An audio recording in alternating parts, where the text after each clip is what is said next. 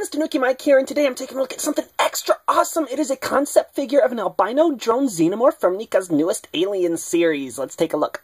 Out of the packaging, I can already tell you guys I love this figure. Now, the story with this guy is that way back in 1983, James Cameron already had a lot of his Alien script down and written, 3 whole years before the movie came out. And right before Ripley meets the Queen when she's running around in the nest with Newt, and Hicks, because in this draft Hicks was there too, and they all allowed themselves to be captured actually, she was going to see drones picking up eggs, evacuating the nest, because they knew the reactor was about to blow up. That's just pretty cool, but the script says the drones were tiny albino versions of the warriors we had already seen, and these weren't the drones from the first movie, which we now call drones, because that term didn't exist then. They were just the warriors, but miniature, I guess, and didn't say how tiny they were, but I'm guessing they were smaller than a person, which this guy is not. If you compare him to Ripley, he's much bigger than a person, so Neca didn't really adhere to that part. They're not tiny, but they did adhere to the albino part, which is why this guy's sculpt is just a repaint of the normal warrior. But it's a great sculpt, and I love it. But it's the paint that's the selling point on this figure. The whole thing is cast in a pale pink color, and it's got this thick white paint applied all over. It's really thick on the head, and there's no pink showing through on the top of the head, but there's pink showing through on the bottom of the jaw. It makes it look a little sloppy right there. But while we're looking at the jaw, I love that the teeth are still silver. That's really cool. And on the torso, they got a black wash in the little crevices between his ribs that makes it pop out all the details. That's real nice. And I love how the pink pops out on all the grill parts on his arm and on the legs if we go far down.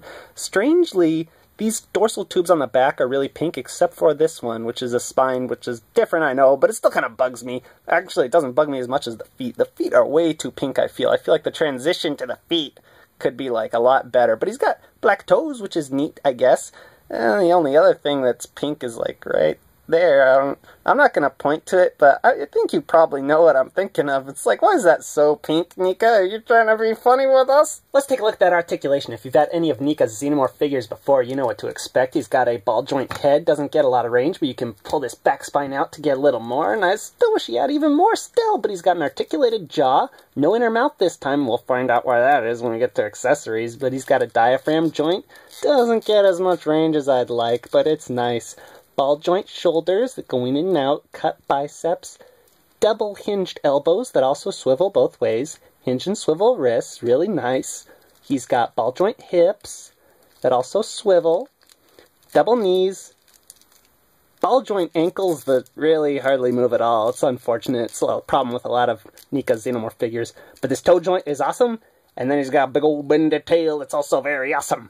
The packaging for this guy was pretty cool, even though it's just another Neca clamshell. It's got Aliens logo up there, says concept figure right there, and Aliens 30th anniversary right there. On the side is some really cool artwork. Well, I guess it's screenshots, but they added this effect of this blood splatter everywhere on the drone as if he's like the deadliest killer of all the Xenomorphs. On the back we see other figures that should be shipping with this guy. I haven't seen Vasquez or whoever that guy is, but there's also a little write-up that says a special edition concept figure was inspired by James Cameron's screenplay for Aliens, and in Cameron's script he describes a drone that is an albino version of the Xenomorph that has an excreting probe instead of the usual second inner mouth.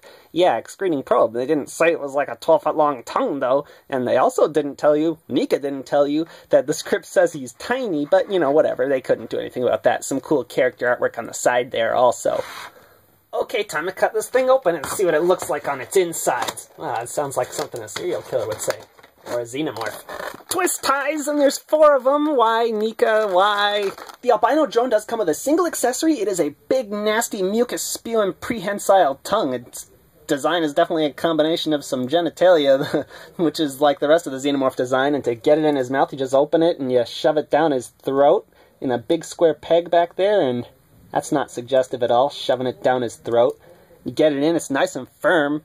Again, innuendo, guys. And it's also articulated, and you can bend it and make it all stiff, and oh, this is so wrong. But it is a really cool accessory and an optional part for this Xenomorph. I think it really adds to the flair to some poses, and what's better than flair, right, guys? It's funny, in James Cameron's script, they don't really describe the Xenomorphs as having tongues this long, or even any kind of organs coming out of their mouth. The drones, anyway, the drones that are supposed to be in the hive. I think that's something more from the novelization, but it makes sense. This is where they spew mucus and how they cocoon people up.